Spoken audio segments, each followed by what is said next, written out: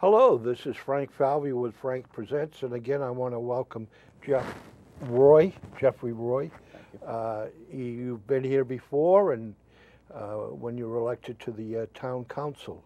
Yes, indeed. Now you're running for state representative for the Democratic nomination, which will happen in September.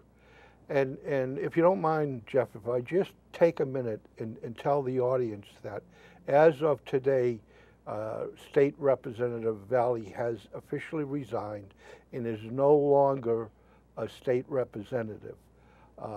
He will be devoting full-time to his new job, and it will be a year before he can do any lobbying, if he's going to do any lobbying. So officially there is no longer a state rep. But my instinct is that Dick O'Connor, his aide, will be remaining in the office. So if you need to reach the office or carry on any business, give the State House a call, ask for Dick O'Connor, and I'm sure he will be able to accommodate you. I don't know, Jeffrey, but my sense is that whoever wins the election will not become the state rep until January, and that this is not, in essence, a special election to fill a seat. Right. Would you agree with that, or do you know? No, that's exactly how it would be. We're on the primary to get to the general election in November and then sworn in January. The only group that can call for a special election would be the House of Representatives, and it is my understanding that they don't intend to do that for this particular seat. Yeah. Jeffrey, getting back to the do you prefer being called Jeffrey or Jeff? Whatever you're more comfortable with. Okay. I answer to both. All right. Where did you grow up? Where were you born? I was born in Milford, Mass. So obviously I did not stray too far from where I grew up. Lived there until about 1983.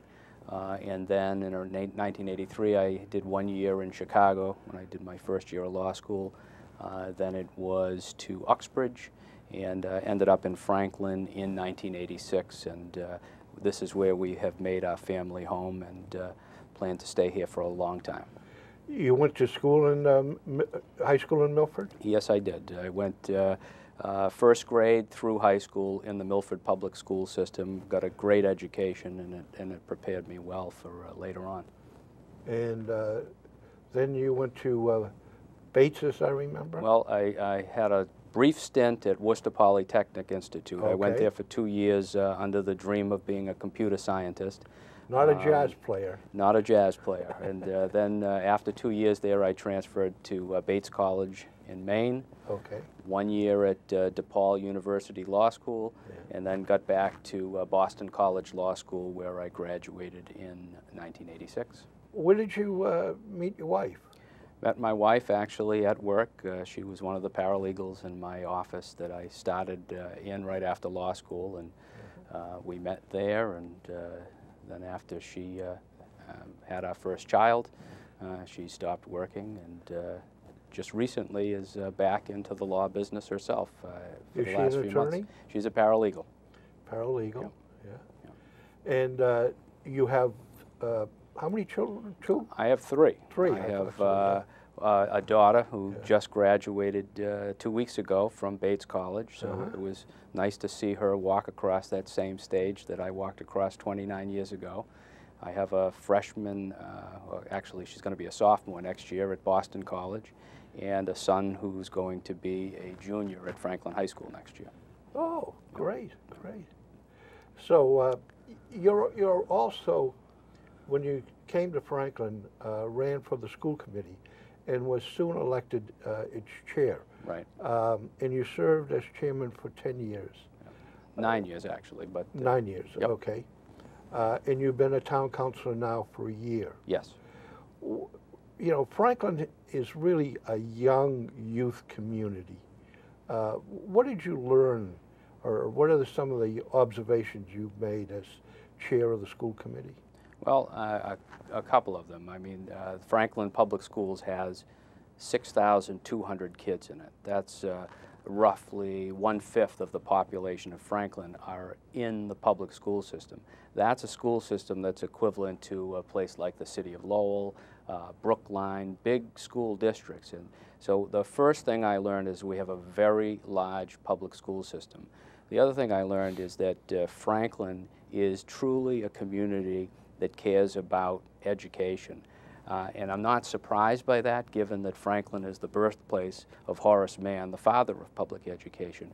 And I always thought, as I was working on the school committee, what better place to be a top-performing public school district than in the birthplace of the father of public education. The next thing is I learned was the dedicated staff that we have in this system, from the people who greet students in the parking lot, to the bus drivers that take them to school, to the cafeteria workers that serve them their lunches, the educational assistants, the teachers, the administrators. These people are all dedicated to the task at hand. And I think when you put all of those things in perspective and combine them, that explains very well why Franklin has been and always will be a high-performing school district. It's one of the things that drew me, as somebody looking for a community to raise my family, drew me to Franklin, and as my kids were getting into the system, was why I actually ran for the school committee to maintain that commitment as a high-performing district, and to help attract and retain the best and brightest teachers in front of our students. Because we grew, and we were a growing community, we hired a lot of young teachers. Now I would suspect that they've been here for quite a while.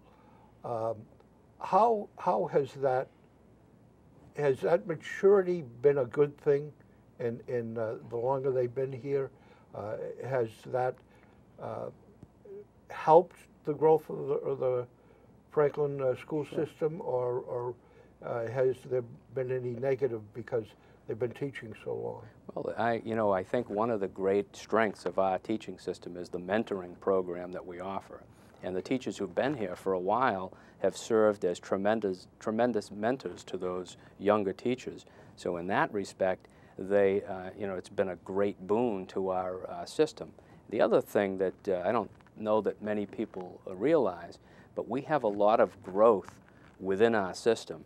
For example, our current superintendent started out in the Franklin Public Schools as a special education teacher. Your worked high her school way. principal, your high school principal was a music teacher. Right. So you see a lot of growth within the school district, and I think that's a testament to having great mentors and great leadership in the district, that you can have that type of growth within your system. And I don't know many school districts that can boast that.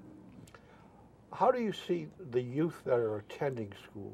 Is there any particular quality or disquality that you've observed of Franklin students over the years?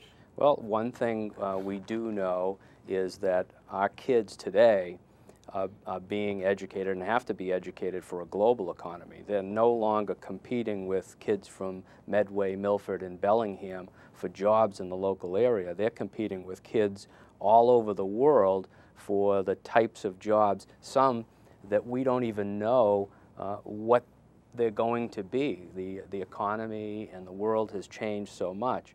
So I think one thing I see is that rather than training kids to go out in specific fields or specific jobs as it used to be 30 years ago, we're training kids more to learn how to learn and to learn how to adapt to the ever-changing economy. And that's a tremendous transformation that's taken place in education over the last 30 years. These kids are so bright today, and I look at some of the homework and books that my kids are bringing home, and I'm thinking they're being educated at such an advanced level today. It's so encouraging that I have tremendous faith in the future of this country that we're going to hand to these young minds. Are we still teaching some foreign languages in first and second grade? No, the elementary foreign language programs have left. That's something that we'd love to bring back. I know it's something we talked about for years, because that's when their minds are most receptive to foreign languages. Right. But unfortunately, with cuts in budgets, that was one of the things that had to go over the years. But my hope is that sometime that will come back, and I think as the economy begins to change and more money becomes available, you may see those things come back. One of the most amazing things for me, comparing, when I went to school, which was a long time ago, is the mathematics. The mathematics that I was learning in high school are being taught even in elementary school. Yeah. I mean, the mathematics at the early teaching of the math is really unbelievable. Yeah. Yeah, they dive in at a very early age, and it's there was one blip that we had probably 5 or 6 years ago with middle school math not performing as well. We redid the curriculum, redid the system, brought in a new math program, and we've changed for the better in the area of math for our kids at that level. But they are doing things at much earlier ages nowadays. As state rep, in looking back at what you've learned in education and in years as chair of the school committee, are there things that you want to change or modify or as a state rep? Well, I think one of the more important things that I learned, and one of the strengths that I think I'll bring to this job, is my intimate knowledge of what goes on at the local level, in local government, and in local schools. One of my pet peeves being on the school committee was this notion of unfunded mandates that oftentimes came down from state government and dictated how local schools had to do particular activities. I often thought that there was a lack of sensitivity to what was going on in local government and in local school committees, and I think I'll bring that sense of empathy and understanding to me when I go to this, if I go to this job on Beacon Hill, and I'll talk to my colleagues about really looking at the impact of any legislation that we propose. And another piece, and I know that the auditor's office will do this on request, is to determine what is the financial impact to a local community for some of these mandates. And let's not enact legislation until we've looked at the financial impact on local communities, and until we can find a way to fund that particular activity, so as not to make legislation burdensome to communities, but actually a way to boost those communities and actually follow through on what it is we're trying to establish through legislation. What committee would you like to be on? Well, I would serve at the pleasure of the Speaker of the House. I certainly have an interest in education. I certainly have an interest in the judiciary, and I think those would be types of areas that I'd like to follow if I do get the chance to go to Beacon Hill.